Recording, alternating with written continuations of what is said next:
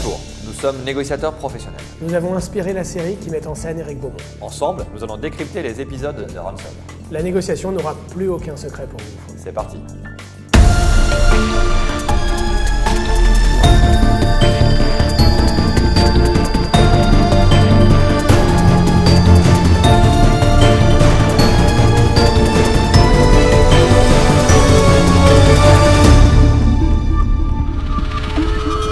C'est la première fois depuis 6 mois qu'on a un espoir de la revoir. Quoi? On ne sait pas quand cette photo a été prise, madame. Rien n'indique qu'elle a été faite récemment. Ça veut dire qu'elle est morte? J'ai pas dit ça, mais il nous faudrait une preuve qu'elle est en vie. Quand elle a disparu, on a payé 10 000 € à des escrocs russes qui n'avaient rien à voir avec l'enlèvement. On veut juste savoir si cette fois c'est vrai. Le seul moyen de savoir, c'est que je rencontre celui qui a envoyé ça. Donc, au début de cet épisode, on peut voir cette femme désemparée, parce que sa fille évidemment est disparue. Elle est d'autant plus dans le désarroi que tout au début de cette disparition, elle a été contactée par des Russes qui lui ont proposé de l'aide, pour 10 000 $. Il se trouve que ces personnes-là étaient ce qu'on appelle en négociation des doubleurs. Des doubleurs, en fait, profitent de la situation, voilà, simplement pour s'enrichir personnellement. Ils n'avaient évidemment aucun intérêt et n'avaient aucune volonté d'aider la famille. Ce qui va rendre la négociation d'autant plus difficile par la suite parce qu'il va falloir qu'Éric gagne la confiance de cette famille. La problématique des doubleurs en négociation, c'est qu'ils viennent impacter la légitimité de l'équipe de négociation. Par exemple, dans ce cas-là, Éric va devoir passer du temps à recréer la relation avec la famille, à recréer la confiance. On a eu à gérer un cas dans un pays africain de kidnapping dans lequel plusieurs intermédiaires sont venus s'interposer en indiquant à la famille qu'ils avaient des points d'entrée, des contacts, ont demandé de l'argent bien évidemment, et on a eu 3 négociations en parallèle. Et notre difficulté a été de recréer un seul lien de communication avec les ravisseurs en mettant de côté, en évacuant les doubleurs qui venaient polluer la négociation. Et comment elle s'entend avec son beau-père? Carlo est quelqu'un de bien. Il a eu une période difficile, mais il l'a laissé derrière lui à Détroit. Merci pour ces renseignements. À ce moment-là de l'épisode, on voit Zara qui pose une question et qui demande à la maman comment la petite fille s'entend avec son beau-père.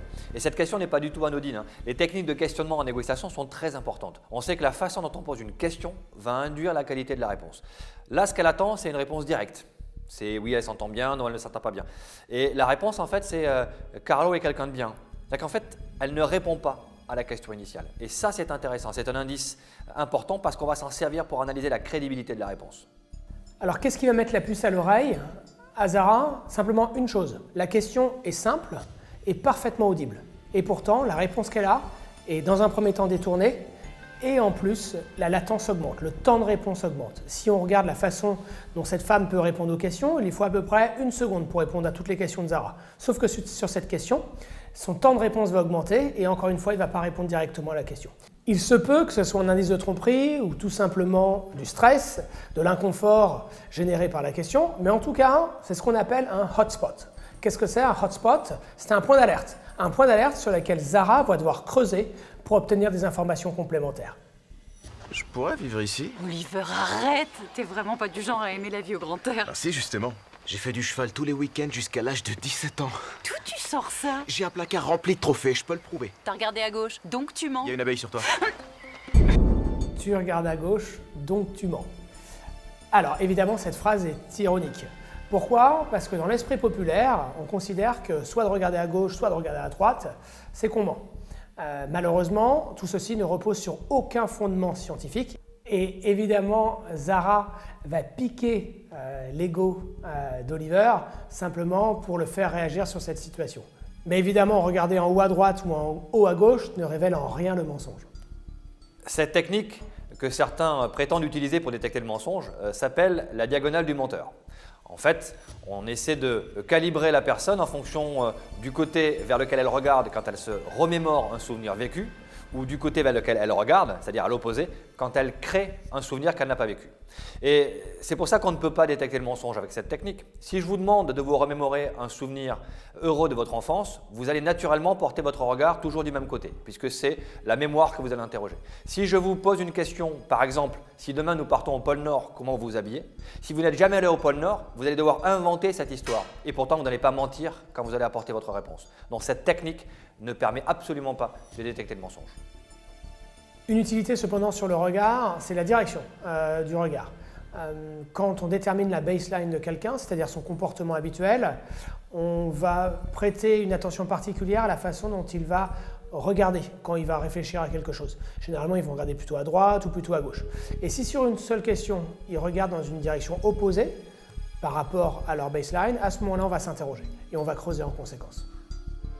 Et vous? Qu'est-ce qui vous motive? Vous risquez votre vie pour des gens que vous connaissez à peine. Oh, c'est pour l'argent. Alors pourquoi on n'a pas reçu de facture, monsieur Beaumont? Bon, ok, je suis démasqué. Peut-être que je ferai une chanson sur mon histoire. Oui, tu devrais. Bien, c'est une bonne question. Pourquoi on fait ce métier? Et c'est vrai qu'on ne fait pas ce métier pour l'argent, même si c'est notre profession. C'est ce qu'on pratique au quotidien. On fait ce métier d'abord parce qu'on est souvent sollicité par des gens qui sont en détresse, qui sont face à des situations inédites, qu'ils n'ont jamais rencontrées, pour lesquelles ils n'ont pas de méthode, pas de technique, pas de contact. Et nous avons la chance d'avoir beaucoup travaillé sur la négociation, d'avoir une méthodologie de négociation qui nous permet de faire face à ce type de situation. La meilleure récompense, le meilleur salaire que peut avoir un négociateur, c'est le sourire qu'on voit sur ces images, le sourire de la jeune fille. Quand vous ramenez un otage auprès de sa famille et que tout le monde se tombe dans les bras, à partir de là, la fatigue de la situation est oubliée et on est prêt à repartir sur une autre affaire. La deuxième question qui peut venir après celle-ci, c'est qu'est-ce que requiert ce métier? La première réponse, évidemment, c'est l'empathie. Il faut être profondément tourné vers l'autre pour pouvoir faire ce métier-là. La deuxième réponse serait peut-être la résilience, cette capacité à surmonter les épreuves, parce que Laurent et moi, nous pouvons vivre par moments des situations profondément marquantes, impactantes, qui vont quelque part, parfois, nous empêcher de dormir. Et enfin, je dirais la gestion de ses propres émotions. Comment dans les situations critiques, on est en mesure de stabiliser nos propres émotions et de ventiler également les émotions dégradées de l'autre.